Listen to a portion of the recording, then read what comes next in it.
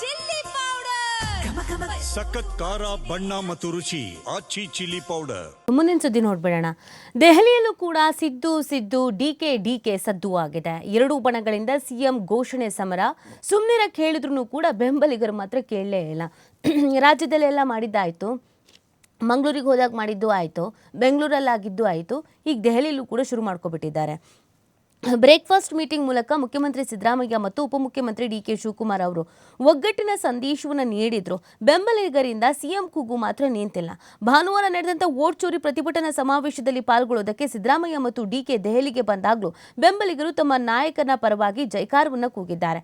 ಸಮಾವೇಶದಲ್ಲಿ ಪಾಲ್ಗೊಳ್ಳೋದಕ್ಕೆ ಡಿಕೆ ಶಿವಕುಮಾರ್ ಅವರು ಸಚಿವರು, ಶಾಸಕರೊಂದಿಗೆ ಕರ್ನಾಟಕ ಭವನಕ್ಕೆ ಆಗಮಿಸಿದಾಗ ಬೆಂಬಲಿಗರು ಮುಂದಿನ ಸಿಎಂ ಡಿಕೆಶಿ ಅಂತ ಜೈಕಾರ ಕೂಗಿದ್ರು. ಸುಮ್ಮನಿರುವಂತೆ ಅವರು ಬೆಂಬಲಿಗರಿಗೆ ಸೂಚಿಸಿದ್ರು ಕೂಡ ಬೆಂಬಲಿಗರು ಮಾತ್ರ ಜೈಕಾರವನ್ನು ಹಾಕ್ತಾನೆ ಇದ್ರು. ಸ್ವಲ್ಪ ಸಮಯದ ಬಳಿಕ ಬೆಂಗಳೂರಿನಿಂದ ಆಗಮಿಸಿದ ಸಿದ್ದರಾಮಯ್ಯ ಕೂಡ ಕರ್ನಾಟಕ ಭವನಕ್ಕೆ ಆಗಮಿಸಿದ್ರು. ಈ ವೇಳೆ ಅವರ ಬೆಂಬಲಿಗರು 5 ವರ್ಷವೂ ಸಿದ್ದರಾಮಯ್ಯ ಸಿಎಂ ಅಂತ ಘೋಷಣೆ ಕೂಗಿದ್ರು.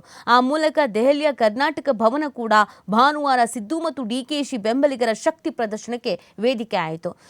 ಇದು ಬೇಕಾಗಿತ್ತಾ ಅನ್ನೋ ಪ್ರಶ್ನೆ, ಬಟ್ ಬೇಕಾಗಿತ್ತು ಅನ್ನುವಂಥ ಉತ್ತರವೂ ಕೂಡ ಸಿಗ್ತಾ ಇದೆ. ಯಾಕಂದರೆ ನಾವು ಸಿಎಂ ಬದಲಾವಣೆ ಮಾಡಿ ಅಥವಾ ಸಿಎಂ ಬದಲಾವಣೆ ಆಗ್ತಾರೆ ಅಥವಾ ಅವರೇ ಸಿಎಂ ಆಗಬೇಕು, ಇವರೇ ಸಿಎಂ ಆಗಿ ಮುಂದುವರಿಬೇಕು ಅನ್ನೋದು ಕೇವಲ ರಾಜ್ಯದಲ್ಲಿ ಮಾತ್ರ ಆಗ್ತಾ ಇದೆ.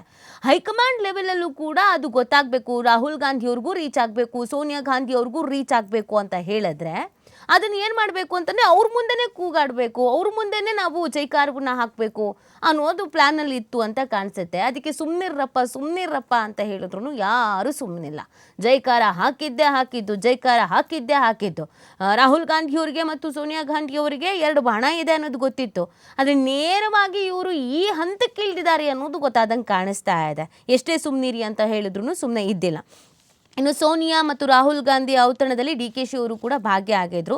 ವೋಟ್ ಚೋರಿ ವಿರುದ್ಧದ ಪ್ರತಿಭಟನಾ ಸಮಾವೇಶದಲ್ಲಿ ಪಾಲ್ಗೊಳ್ಳೋದಕ್ಕೆ ನವದೆಹಲಿಗೆ ಆಗಮಿಸಿದ ಉಪಮುಖ್ಯಮಂತ್ರಿ ಡಿಕೆ ಶಿವಕುಮಾರ್ ಅವರು ಎಐಸಿಸಿ ಕಚೇರಿಯಲ್ಲಿ ಅಧಿನಾಯಕಿ ಸೋನಿಯಾ ಗಾಂಧಿ, ಪಕ್ಷದ ಅಧ್ಯಕ್ಷ ಮಲ್ಲಿಕಾರ್ಜುನ ಖರ್ಗೆ, ಲೋಕಸಭೆ ವಿಪಕ್ಷ ನಾಯಕ ರಾಹುಲ್ ಗಾಂಧಿ ಹಾಗೂ ಪ್ರಿಯಾಂಕಾ ಗಾಂಧಿ ಅವರ ಜೊತೆ ಔತಣಕೂಟದಲ್ಲಿ ಭಾಗಿಯಾದರು.